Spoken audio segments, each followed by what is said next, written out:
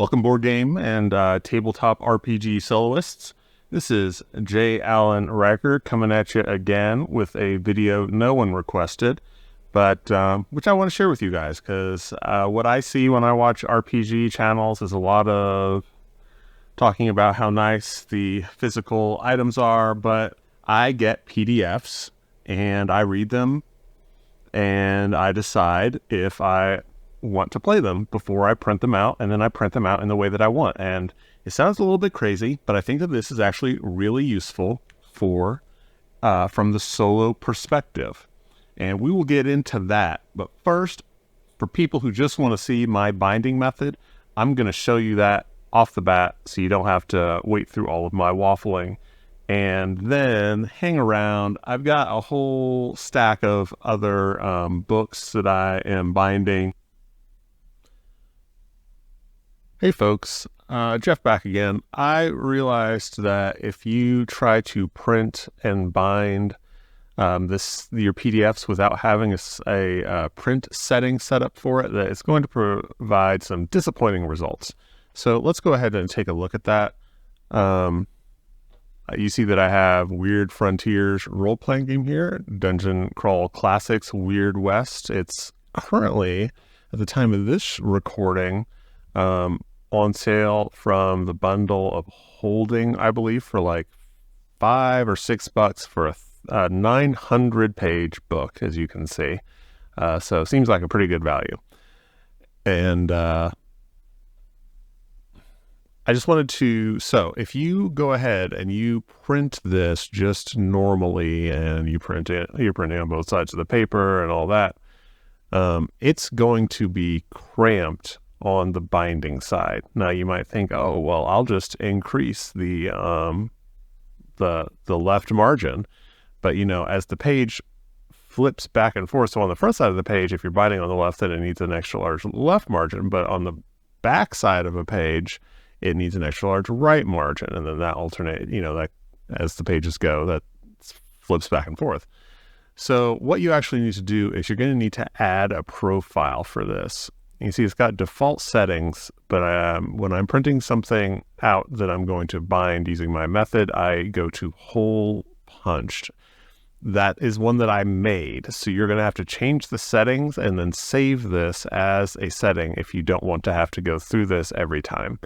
I believe that the only change that I made to the default settings is I added a binding location, long edge left, and then I did a gutter, and I found 0.6 inches to be my preferred gutter size. So that's how you do that. Set up your binding location, adjust the gutter size to your preference. 0.6 inches is what I think is good, and then save it as something like hole punched. You even get to choose like a little image. I think that looks like a 3-hole punched piece of paper, so I used that one. And there you go. Now on with the tutorial. So we're doing Forbidden Lands, and I'm gonna print it out in the way that I want to have it organized for my solo play. But first, let's just go. I mean, I think that you can probably tell from looking right here all that you need to know about my binding process. I mean, I shouldn't air quote it, because it is binding together this stack of pages. It's just done in a different way than most, but it's first of all, very cheap, and it's very sturdy. And I like that, because if it's not going to lay open flat, I want it to be something sturdy that I can really just push down flat, that I can fold open, you know? Okay, so let's look at what we're going to be using today. I printed on this 3-hole punch paper. This was $4.50 a ream. I bought a whole case of it, so it's going to last me years. I'm not sure how easy this is to find right now. I couldn't find it again on Amazon after I bought a test ream, and I ended up having to get it from Staples. I'll put some kind of link, or at least the actual product number, so that you can find this kind if you want, because it's super affordable. You need some duct tape of your choice. I like black duct tape. You need these prong fasteners. A lot of people just call them Aco clips or Acco clips. I don't know. I've never actually heard it said out loud. So I say lots of people say, but maybe lots of people write it. And some of these fasteners it works best with the kind that come with the washers. 3-hole punch, did I mention that? Okay. And I like to use some thicker cardstock. This is a kind that's thin enough that I can print on it, but they stopped making this kind, so I don't have very many sheets left, unfortunately. So I'm kind of saving it. I have this thicker cardstock, which makes for a much better cover, but I just have to write on it with Sharpie because it doesn't go through my printer. Okay, so you start with, I guess, with your 3-hole punch. If you don't buy pre-punched paper, then you can take, like, this was $20. I've been suffering with a horrific one. I should get into that later, though, so that people just don't ditch this without seeing the info that they need. So this was like under $25, does 40 sheets at a time. That's 80 pages. So maybe you won't buy pre-punched paper. This is actually the first time I'm using it. You're witnessing the trial run. Okay, worked really well. There we go. Front cover on the front. Good place for it. Back cover on the back. Now this surface is soft. It's something like card table is soft. And so I'd say use a hard surface so you can do some tamping, especially because this has been sitting around and it's gotten jostled around a lot. So you're going to want to, for me, in this particular situation, it's going to take a good amount of tamping to straighten it up. They make these machines called jogging machines. Back when I was a professional paper document scanner that I used to use to be able to put something through a scanner, which has to have everything nice and straight. Okay, so first thing that we do is we find the appropriate sized clip. This is like 400 fasteners of a bunch of different types, and I would definitely recommend getting something like this. This one so far has been able to provide me with, so I've used it's got up to 1-inch clips.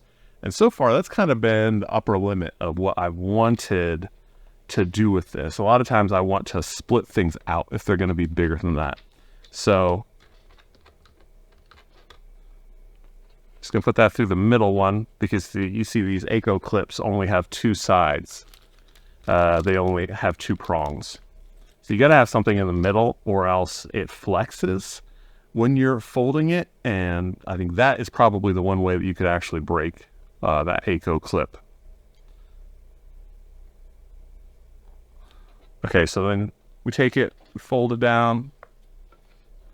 At this point, I'm back folding it, like far enough that it's flexing it further than it'll go, but the pressure of the Aco clip will pinch it down, so it'll be okay regardless. Okay, so let's go ahead and grab this. You may never have seen these. I only dealt with them because, like I said, I was once, and I don't mean this to say this to brag, but I was once a professional. This is a new box. I think I had almost from my box out, so I transferred the excess over into here. My past professional life as a professional document scanner, you will find these used in some businesses.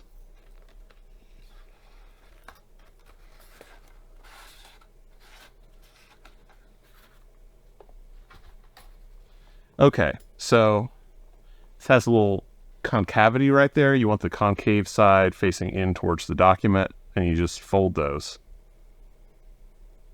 And these are cheap. I can't remember how much they are, but I mean, you get 50 in a set, and I don't think it costs more than $10. That's a lot of bound books.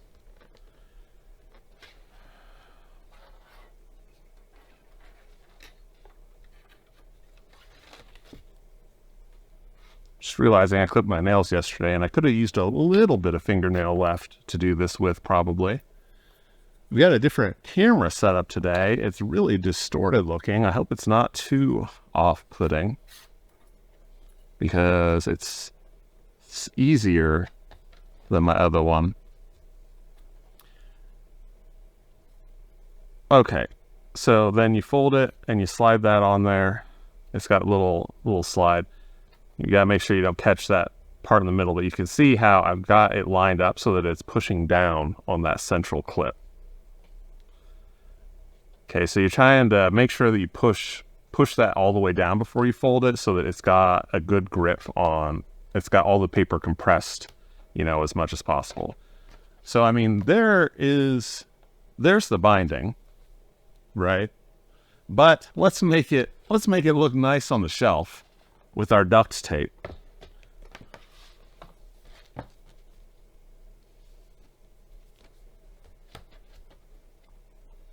You can see I committed certain acts of violence around these, so they're a little spattered. Now, this is what happens when you buy cheap toner cartridges. There's always a trade-off, You always have a trade-off. When you're saving money, pinching pennies. Okay, so put this on here. I make it a little bit short. I'm going to go back and catch the ends, clean up the ends. So I make it a little bit short because I'm going to cover those parts with more tape. So you push it down and then you push it down. Okay. So there we go.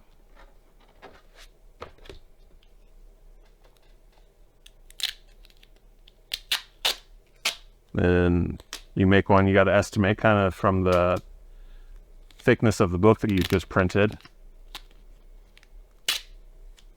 Oh, I did that poorly. This isn't real duct tape, so I'm going to blame it on that.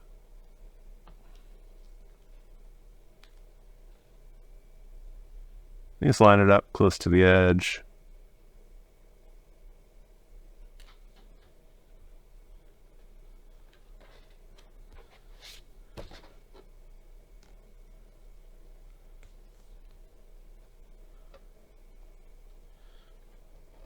Try to make the front of it look nice. Like, I let that be off. I suppose if you wanted to, you could measure it exactly and get it nice on both sides. But, I mean, we're talking about duct tape binding, so how much are you going to get it?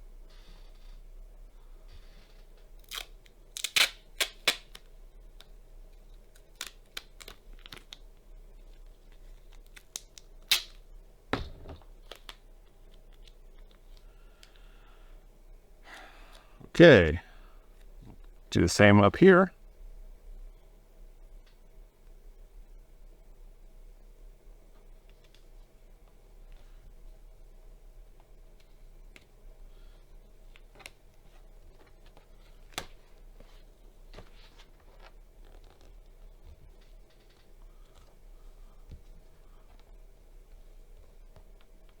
And there we go. So if you're gonna write on it, like this is my, okay, so this is basically done. I'm gonna write on it. I don't know if you need to watch me do that. So if you're out, then thanks a lot for checking this out. You're messing up my engagement and all that if you bail now. So maybe you could just leave it running in the background and go do something else.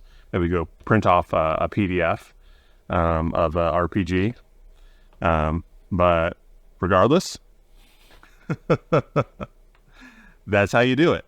So now we're just going to do the rest of them. I'm going to tell you a little bit about my philosophy regarding this, because I have to overanalyze every single thing. And I'll show you like kind of what I did here. Okay, so first things first, what is it from Forbidden Lands that I just bound? Because it's clearly not just a straight up document. Well, this is my bestiary, My handwriting is bad. And encounters. So I decided that because I'm always going to have this out when I'm playing to put but I'm not necessarily always going to be referencing it, to put my map of the land on here. And this is something that you get to do when you get the PDF. This was 2 separate pages in I believe the Dungeon Master Guide. It shows where you can find all the different kin in the game. So I don't plan on playing on the map, but I plan on just playing on some grids, which may or may not match up with all of the land types that you see here. I'm making my own table to roll those on to generate. I like spontaneously generated. Also, it doesn't make any sense to me. First of all, I don't think that a normal person in this sort of level of society with this level of technology ever has access to a map, but especially when there is a bunch of stuff that's disappeared and a bunch of stuff that has appeared in the meantime over hundreds of years, and all this knowledge that's disappeared over those hundreds of years of what their world looks like. It doesn't make any sense to me that you would say, okay, I need to go here. I'm going to go exactly across these hexes.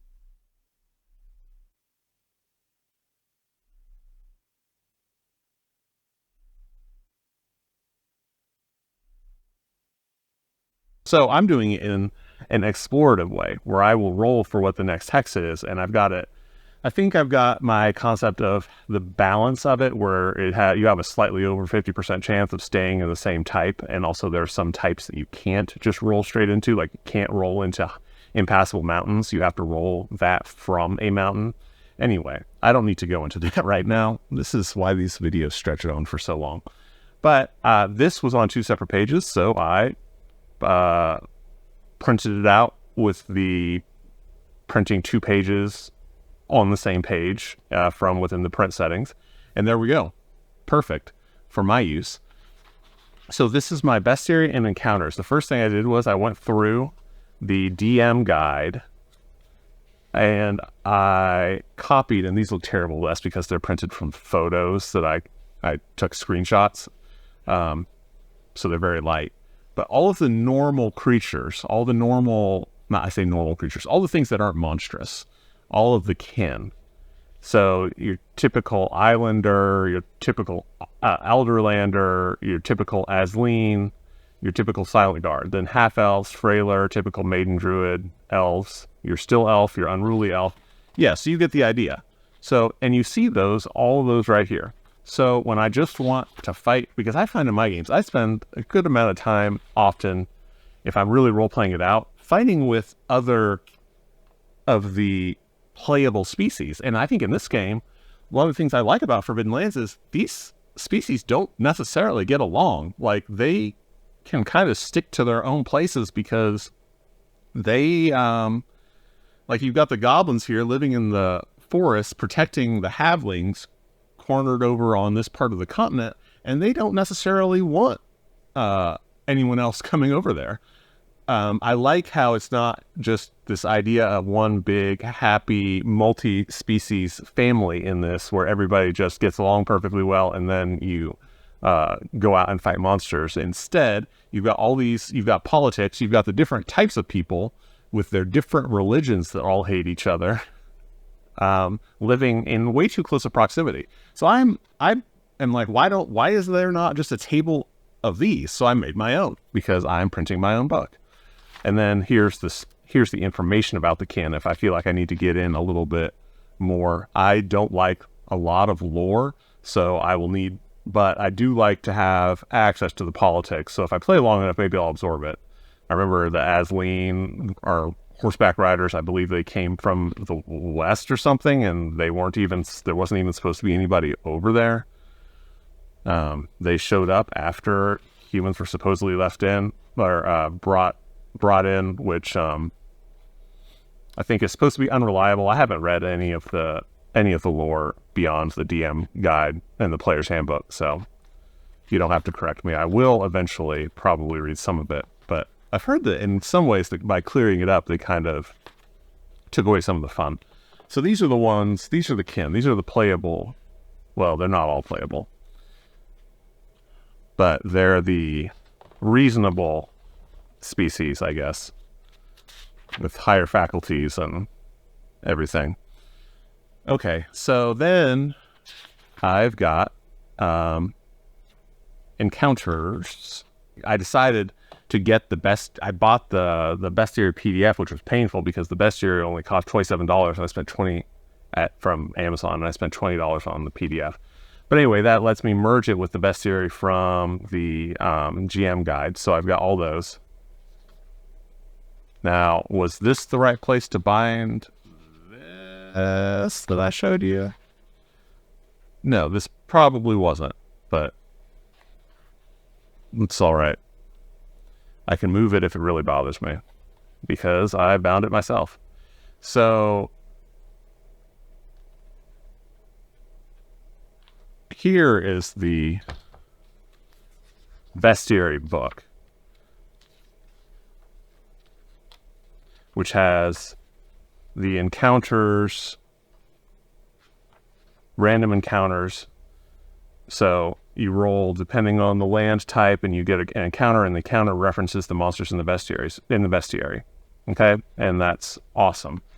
But one thing I noticed was that I believe, and I guess I could be wrong because I didn't want to spoil stuff by reading too much, there are random encounters on each of these monsters, and they are not the same random encounters as this table of random encounters.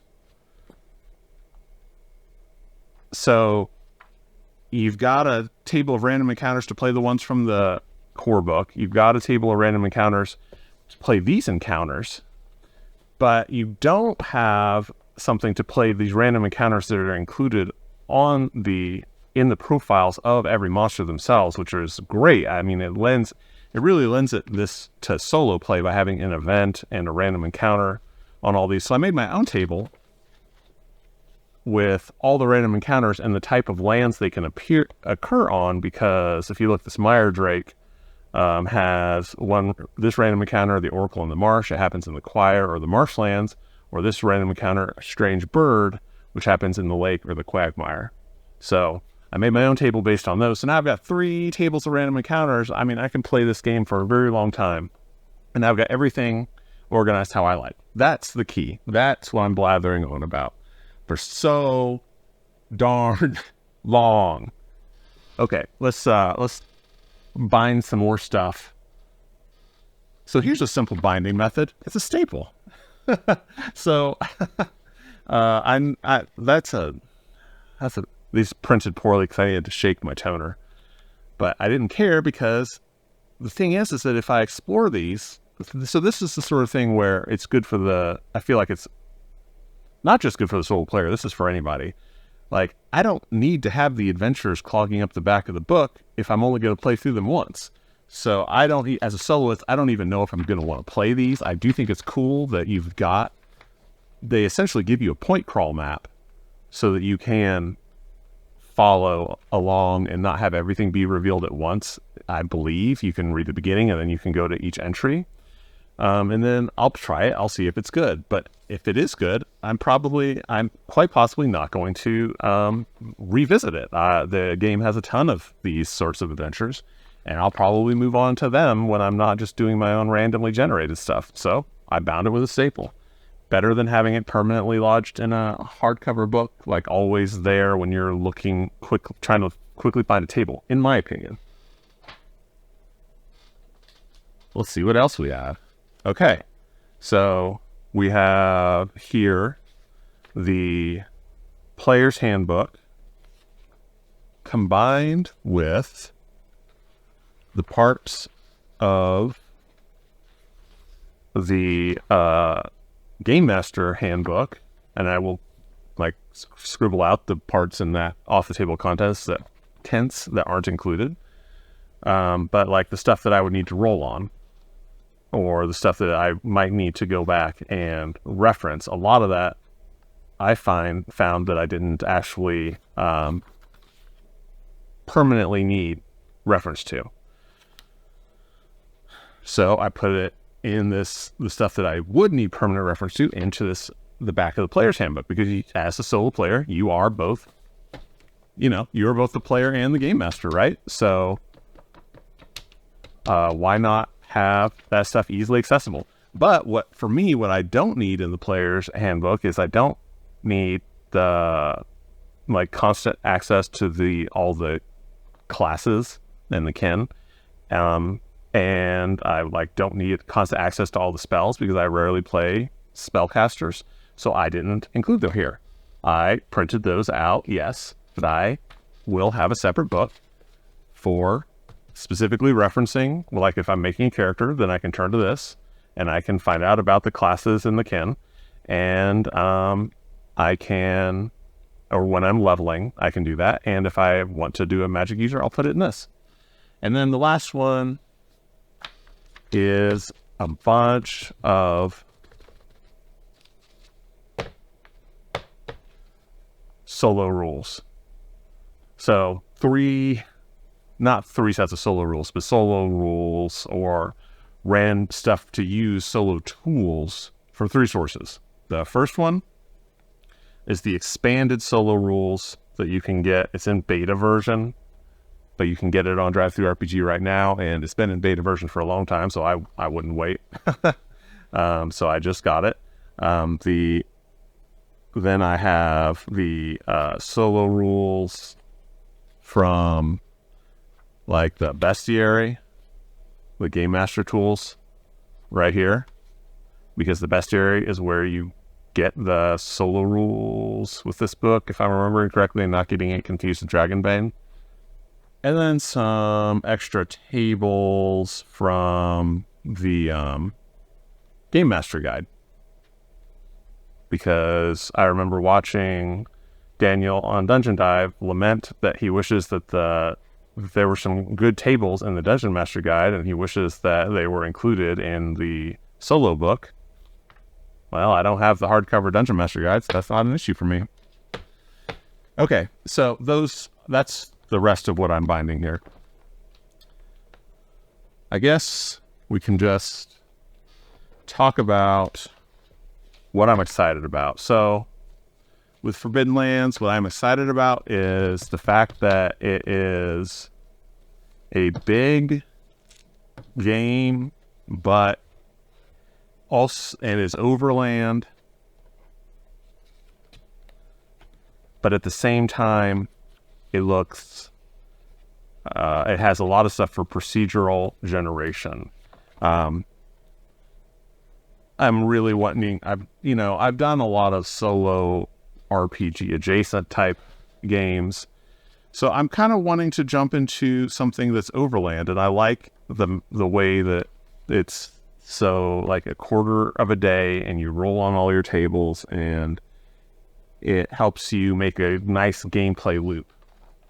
I'm sure there will be some times when I'm getting more deep into the role-playing aspect of it, and I've got some of the stuff really sparked my imagination, even though it's using standard fantasy tropes, like the way that the goblins and halflings are related is kind of weird, but kind of cool. I like playing goblins. I like playing the green folk. I like the way that I like the orcs. They really are raging against the machine, but they're also fighting their purposefully inborn, subservient nature, and that really intrigues me. So I'm looking forward to playing them. So I see role-playing opportunities. Also, I know the game is a little deadly. I should have done a back cover. Well, I still can.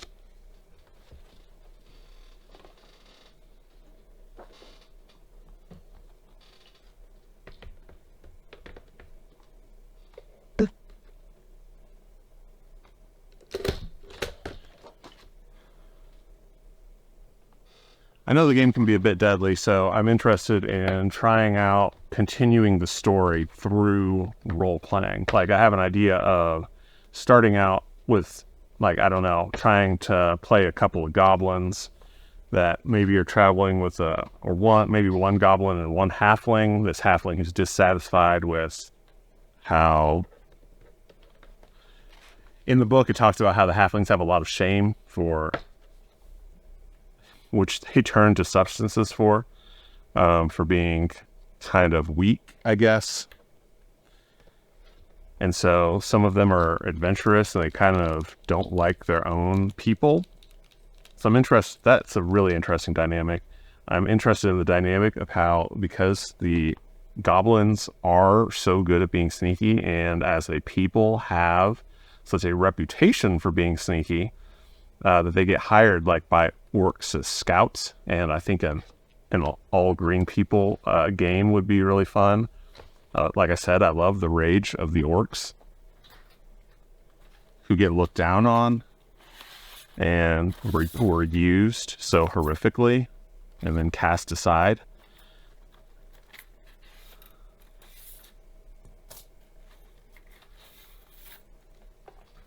Like they were created to be soldiers to fight in the wars of the longer lived kin. So the elves and the dwarves didn't deign to fight on their own. So they had used the orcs as slaves, but then when the war started with the humans, I don't remember the exact details of all this. They used the orc for war. And the problem is then they made these orcs warlike.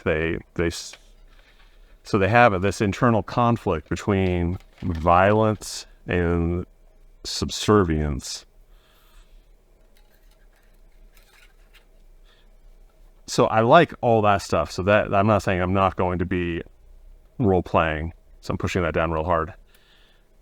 And just try to turn this into, I'm not going to just try to turn this into a game of just straight up 4AD, like with nothing else, layered in. But I do like that it has that procedural nature for getting from place to place and for discovering the capacities of this world. And I wonder too, will I play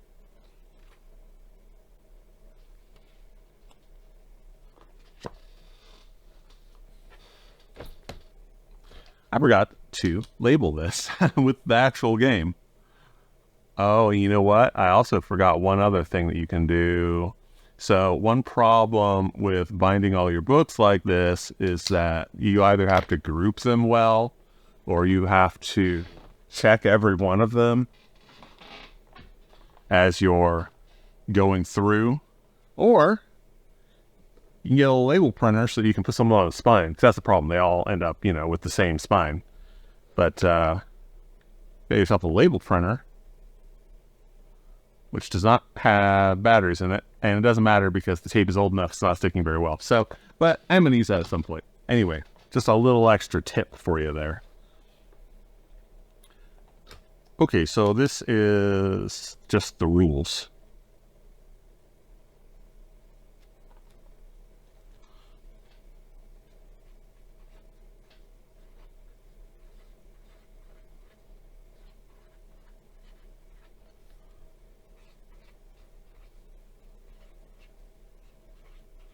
That's a little close to there.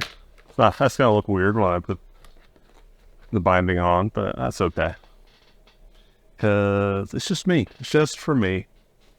So, like I said, I went a little bit overboard on this, but let's take another case.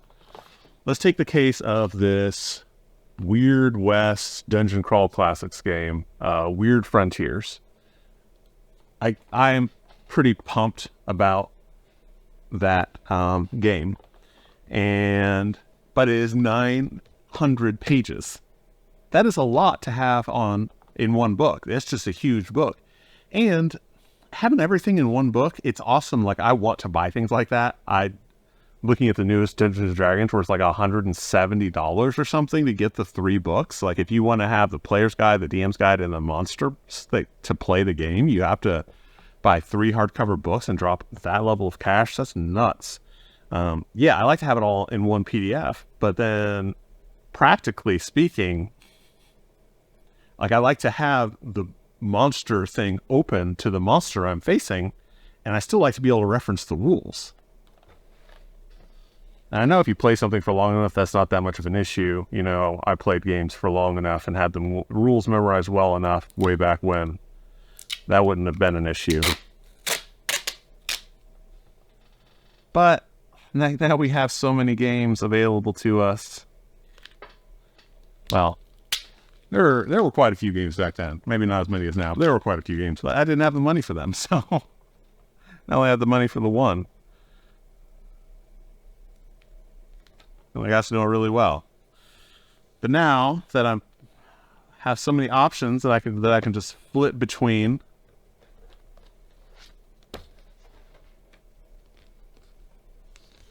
it's nice to be able to print out the bestiary and be able to access those rules.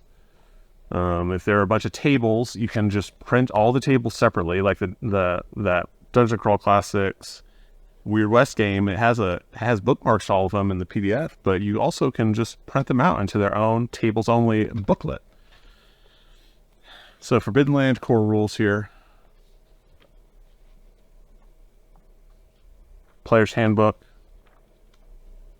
And the stuff in the Game Master's Guide that's beyond the lore and the bestiary. So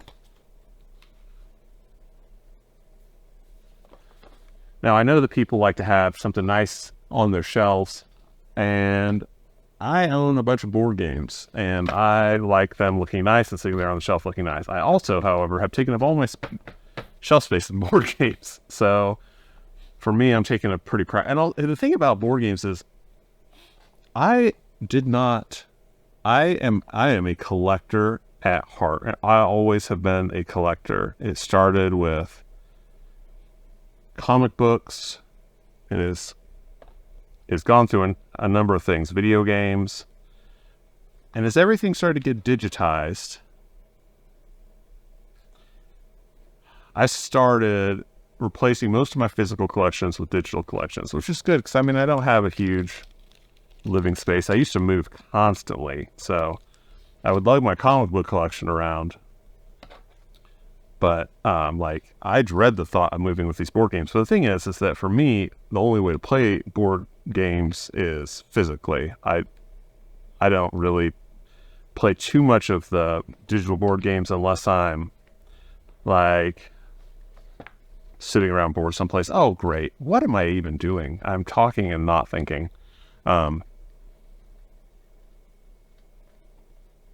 Sorry. I forgot to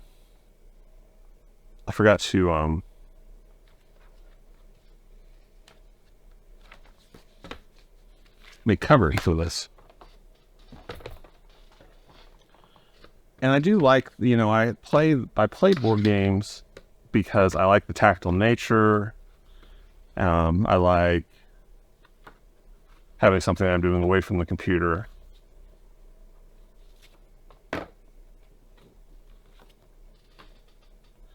But it's a huge collection. So I understand when people who role-playing is their primary gaming, wanting the physical book. I really do. But having them digitally before if you really want to play them is a lot more practical. And as a solo player who is going to be using the book differently from how it was written, unless you're talking about a solo-only book, a solo-only role-playing game, then it's also very practical to print these out, to have the ability to print these out and differently than they were intended, So this is just the class stuff and the magic stuff, which I don't plan on using too much. Class stuff whenever I need to create a new character or level up.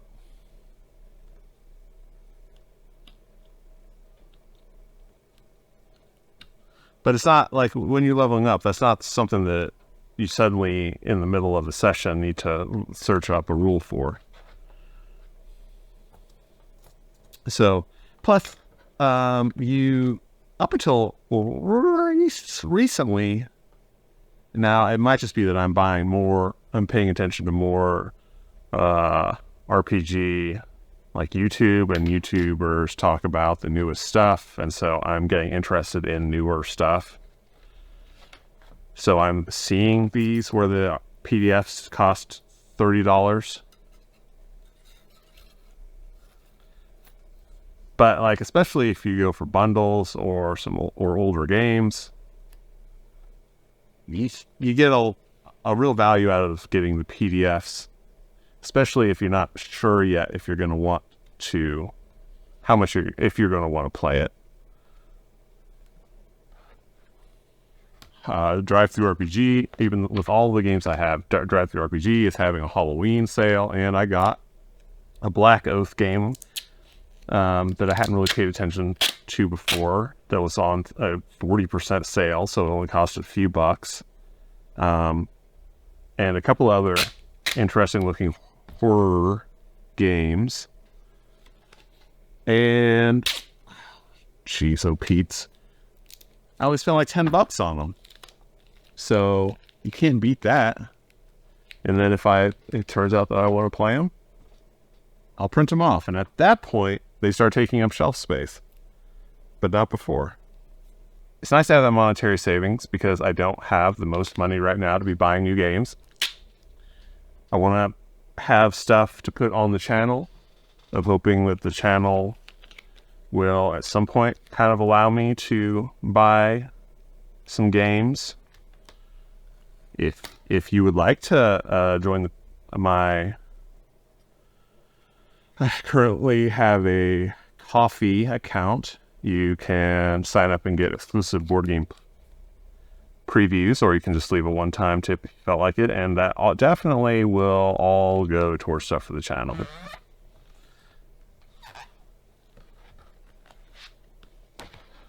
At this moment, at least. I don't know when you're watching this, so I guess I can't promise that in perpetuity, but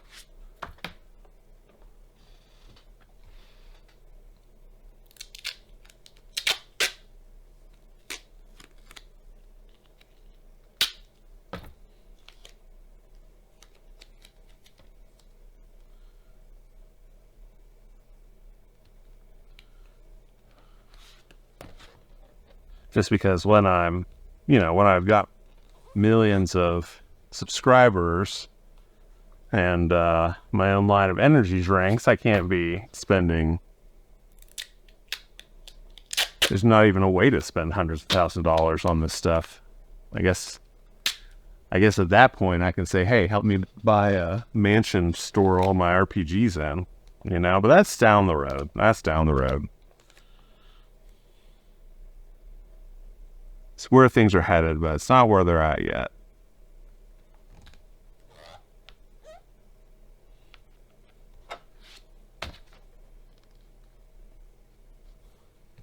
When I launched my Lunch.io Lunchables knockoff. Okay, so this is Forbidden Lands. Yeah, so I got a little bit crazy with this right here. But the thing is, so this probably should have gone in the guide too. If you ever want to expand or change something around, I do this all the time. You just take a razor and you cut like that around the clip. You peel the tape back, and then you have to slit right here too, so that the cover's fully separated. You can take the cover out, you can put in new pages, reorganize stuff or whatever, put it back on, close it up, and it doesn't look any different. It still looks so beautiful.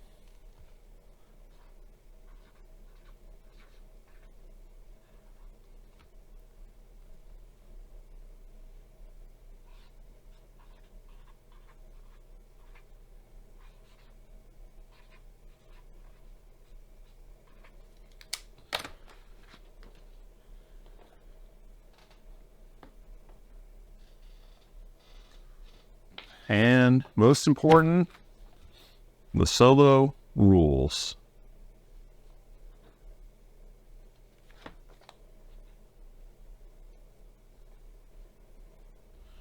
So this is from the bestiary. Several of the tools are alternatives to things that already exist in the Game Master's Guide. Bestiary is a good deal. It doesn't have the most monsters, but with all of the...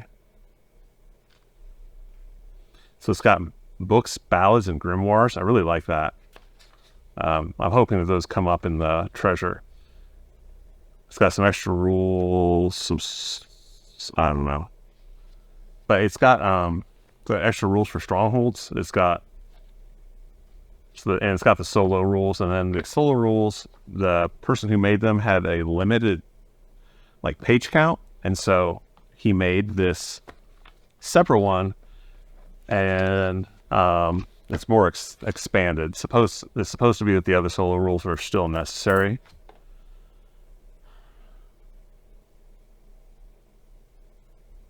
It's nice that Free League allowed him to, because it didn't do it under Free League. I guess they considered the solo rules issue closed, but so it's nice that they allowed him to go ahead and expand it. So, I'm sure that's why he didn't make it so that it stands alone as solo rules. You still have to get that bestiary.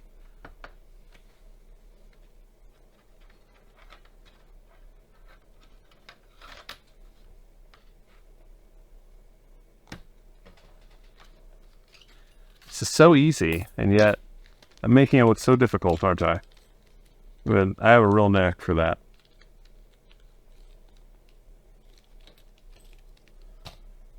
Okay, this is a very slight book right here. Very slim volume, as we like to say in the biz. This little tiny thing I've never used. I would just use a staple. Well, I mean, not in this case, but I'm saying if you were... Well, I mean, in this case, you could staple the middle and then use the echo clip for the other sides.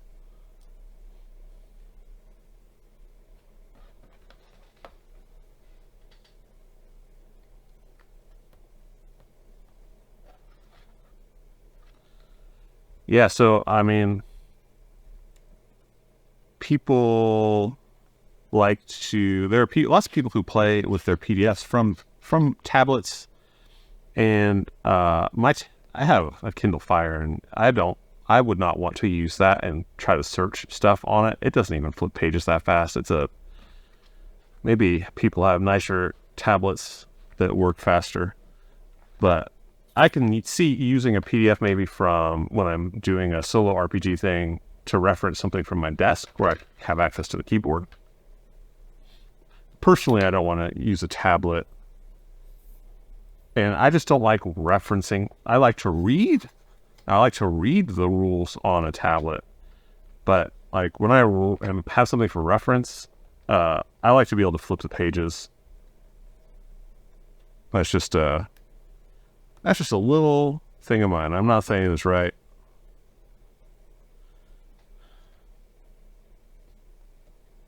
But if you're like that too, then this could give you the best of both worlds. Now, this isn't just like a hardcover book, looks beautiful, and it opens up well, and it'll lay flatter than one of these. And a spiral bound book, now it's not going to hold up like this will, but it lays flat, and that's really nice. But this, for me, is better than a soft bound books, because I'm always afraid that I'm going to break those.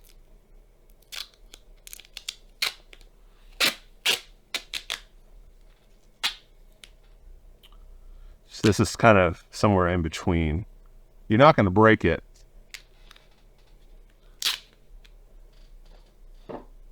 but it's not going to look as nice as a hardcover book. Oh, goodness gracious.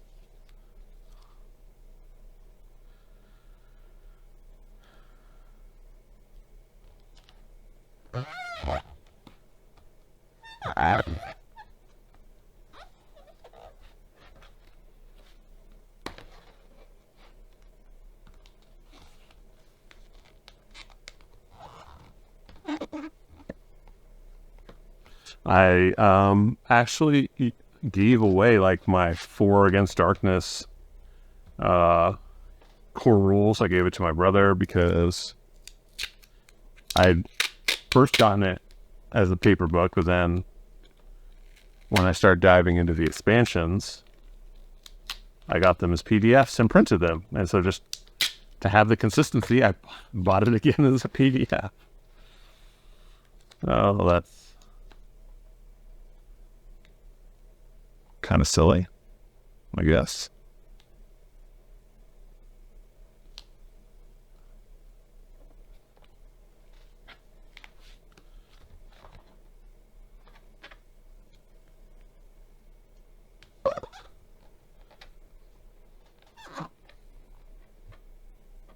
But also, because I own them all as PDFs, was able to then print out like all of the vermin tables and put them all together into a binder behind a tab, and all of the minions, and do the same, and all the bosses, all the traps, all the treasure. So I don't have to choose a book, and I even numbered them so that I could roll dice in order to select which to use randomly.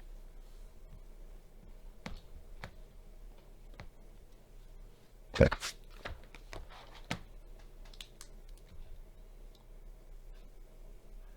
It's kind of drying out.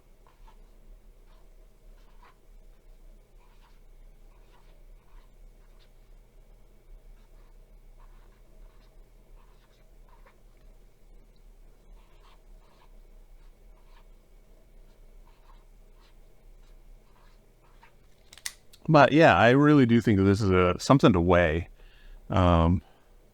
It would make the decision for me more difficult, the decision whether or not to get a PDF or a hardcover book, because of the advantages for the solo player of getting all the tables in one spot to try to more procedurally generate things, to be able to compile things and take out stuff, because you're the only one who is playing, so you're the one who's going to have to look up every rule. There's nobody at the table who has it memorized, unless you have it memorized. You have to be that person, or you have to be able to access stuff more quickly. And I just think that doing